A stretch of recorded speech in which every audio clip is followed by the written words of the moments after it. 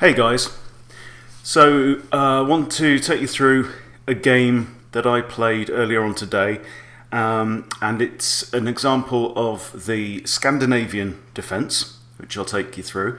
But it's just an utter kind of masterclass in what not to do with the Scandinavian. So Scandinavian Defence, if you haven't come across it, this is actually something that I play as black quite often. In this game I'm playing with the white pieces.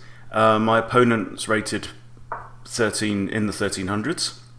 So I start with e4, and the Scandinavian is to respond with d5. So it's not a gambit as such, because if white takes, then black can recapture immediately with the queen if he wants to.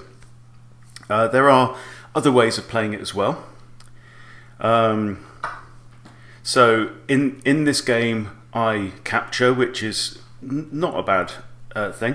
And now if the queen comes out, the obvious response then is knight to c3, kicking the queen away. I'm really conscious at the moment about the queen coming out into the board early, and how many games are made more difficult when that happens. So the queen retreats all the way back to d8. The other quite common place at the moment is for the queen to come across to a5.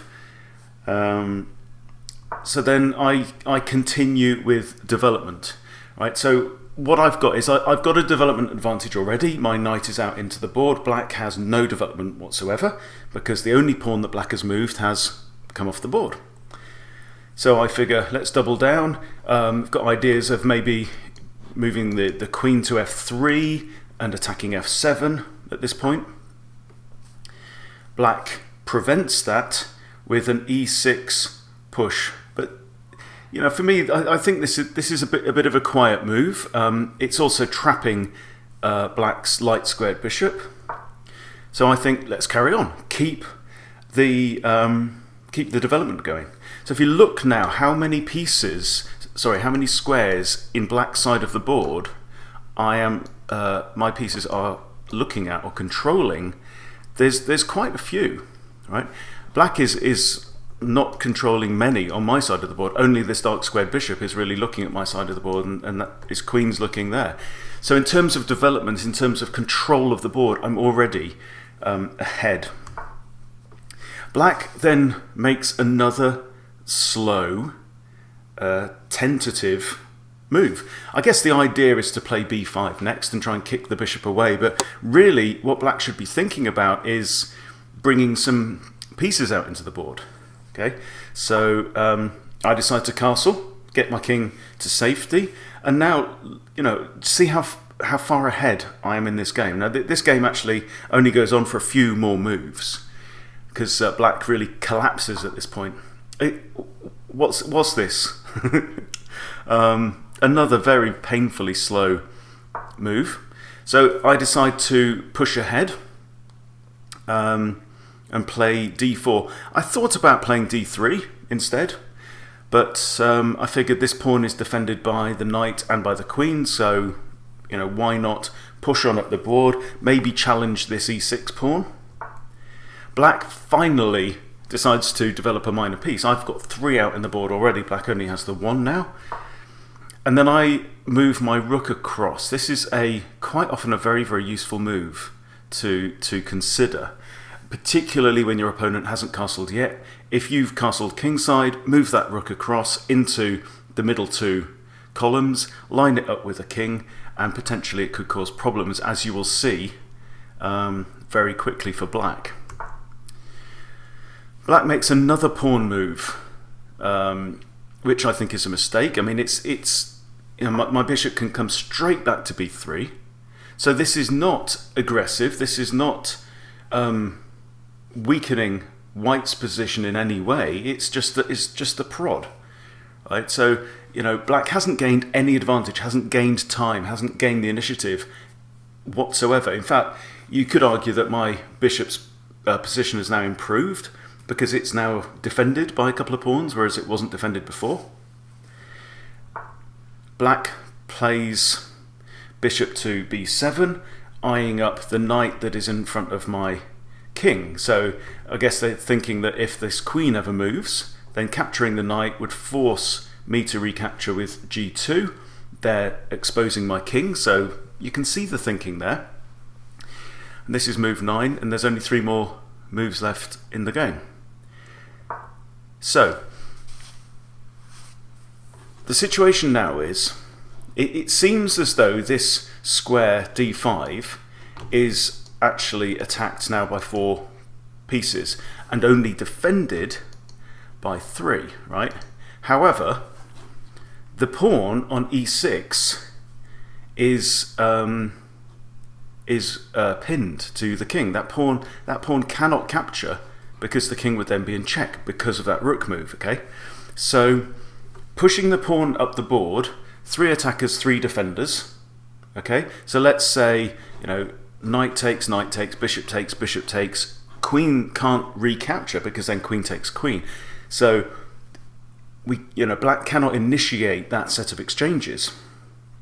So we'll see what happens. So black now moves their knight in front of the queen, doubling up the knights. That's not a bad thing. And I decide, look, black has been slow, black has been cautious. Let's just keep attacking. All right. Now, this is very dangerous times for black. Obviously, my pawn could possibly capture the knight on d7, could capture on f7. It's all just very dangerous. Okay, so black really needs to think carefully what to do. I think moving the bishop in front of the king would be a good idea at this point. That would also give black the opportunity to castle out of trouble. But black, where are we with time? This is a 30-minute game, right? Black has 28 minutes still on the clock, and quite honestly makes a blunder. This is the kind of situation where you need to be calculating what's going to happen, right? What black does is decide to capture on f3 with his bishop. Okay, what he failed to see. I mean, I've got several options. A pawn could take on there, but in actual fact, the next move is checkmate. Pawn takes f7. The pawn is protected by the bishop on b3. The king is in double check, and can't get out of it. So that's the end of the game. So let's go back to the beginning again, and let's see where black goes wrong. Okay, so Scandinavian Defence book moves so far. This is absolutely normal. This is fine. Now, what black chooses to do is capture with a queen. I tend to prefer moving this knight out. This is the modern variation of it, but black captures with the queen. I kick the queen away, queen returns. So far, this is all standard. I develop in order to attack.